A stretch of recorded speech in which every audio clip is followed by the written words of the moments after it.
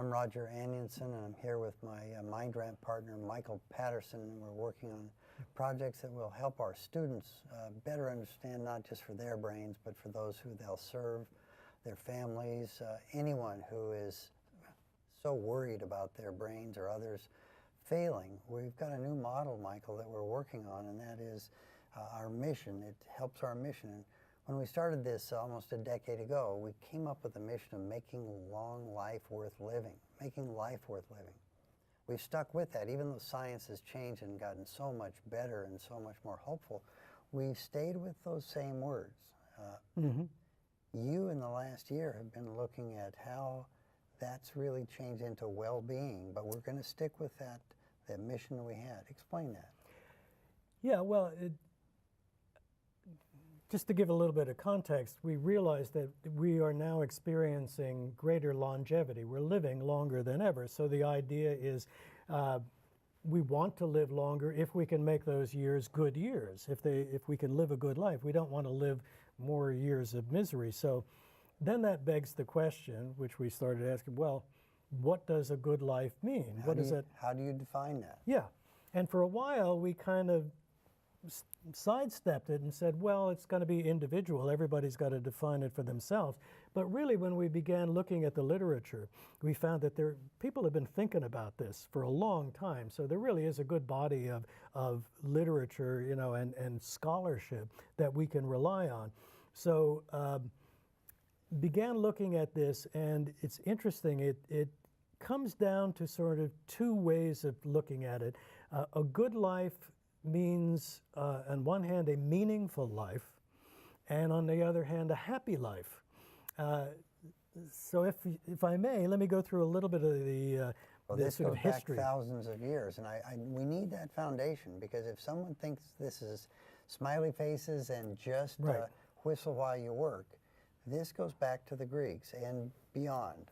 Yeah, going back, Aristotle, almost 2,500 years ago, really came up with this idea, and here let me throw a big word at it, eudaimonic. Eudaimonic. Eudaimonic, E-U-D-A-I-M. So because I know the importance of words that I believe are going to stay with us, the first time you hear it, you don't know. Yes, So what? Eudaimonic. Eudaimonic. Simple, eudaimonic. Or eudaimonia is another. So go ahead with eudaimonic. And just to get a little bit of it, it's compared with hedonic, which is a little bit more familiar. We're familiar with the word hedonism, maybe, meaning pleasure seeking.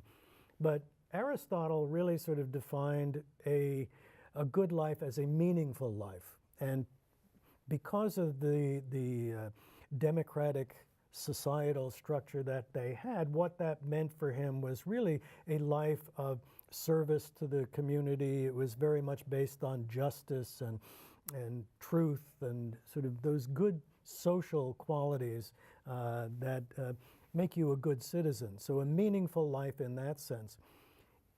Around the same time, even a little bit earlier, there's another sort of take on the good life, and this really comes out of the more contemplative disciplines, Buddhism being a very fine example. There they define a meaningful life as being one of more peace and contentment. It's a little bit more about how you feel as an individual, although a very important part of Buddhism is making sure that whenever possible you're minimizing the suffering of others. So it has that component. But so the earliest ideas of a good life really were a meaningful life. The idea of a happy life is actually a fairly recent invention. If you go back in time, and the words for happiness were cognates of luck. It was like if you were happy, it was just you were lucky. So you had no control over it. No real control over it. Maybe the gods let you be lucky or so. But the whole idea of being happy was not something that you could work at. It wasn't something that you could even really strive for. If you were happy, great.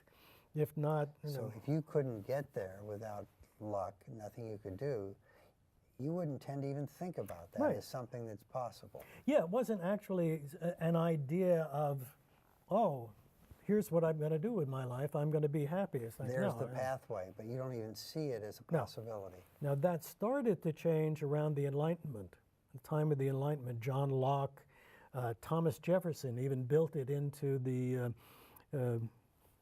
Declaration of Independence. We had Right. the inalienable right for the pursuit of happiness. I like the pursuit. When you and I talked about this and saw that flow through the U.S. Foundation, and it isn't the happiness that's the guarantee, it's the ability to pursue it, which really would enlighten people to think about that as something that they could strive for. Yeah, and that's actually a point that's important about happiness when you get to talking about happiness, is it's not a state that you can achieve and be in forever. Happiness is fleeting, it's episodic. You go through moments of happiness. You experience a moment of happiness and then 2 steps forward, 1 step back, but the goal Yeah. is to continue to strive in that direction. yeah, and hopefully the amount of good episodes that you have is more than the amount of bad episodes that you have, and that's when we tend to say we are happy, is when it outweighs it. But getting back to Thomas Jefferson and the Enlightenment, that really changed the whole attitude about happiness itself, and it raised the possibility that we did have some control over it, and we should be allowed to be happy. Pleasure was a good thing. Pleasure was not something that, to be afraid of, and that's anybody who was preventing you from being happy, or worse, causing you to suffer, like tyrants, despots, they actually were bad people. So it really sort of worked in, it was part of the whole mood, French Revolution, the American Revolution, a lot of the pro-social movements that happened. There are those who work in this field who think that this whole new attitude towards happiness was very influential in moving sort of these pro-social movements forward. And it could be that at that time, the pursuit of happiness would hit every person who was within the geographic boundaries and also within the knowledge boundaries, that they were aware that this is a right, and that those who were in power could not take that right away. Yep. Now you fast forward to contemporary times where we live now, and happiness has almost gotten to the point where it's an entitlement.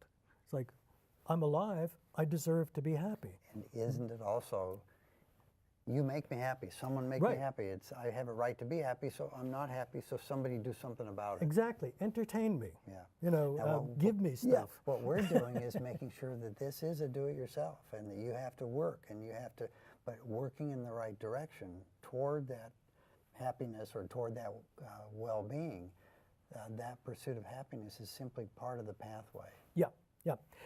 So, a good life, is it a meaningful life? Is it a happy life? The best definitions that we found, a woman named Sonia Lubomirsky is a positive psychologist and expert on happiness. She calls it happiness.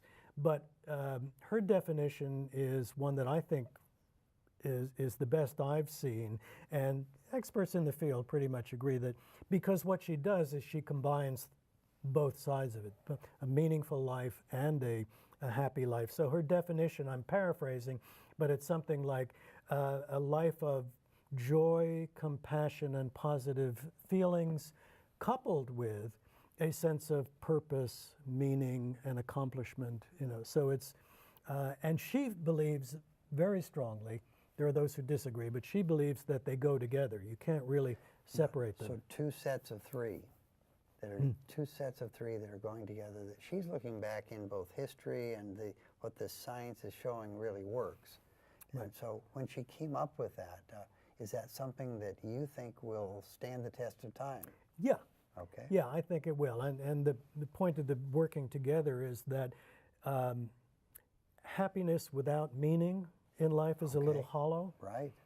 And meaning, unless it brings you some sort of joy or some sort of peace and contentment, again, makes sense. is kind of hollow. So that's the definition that we're working with in terms of designing better brains and defining what it means to have a good life, are all of these different components that go into a meaningful life and a happy life.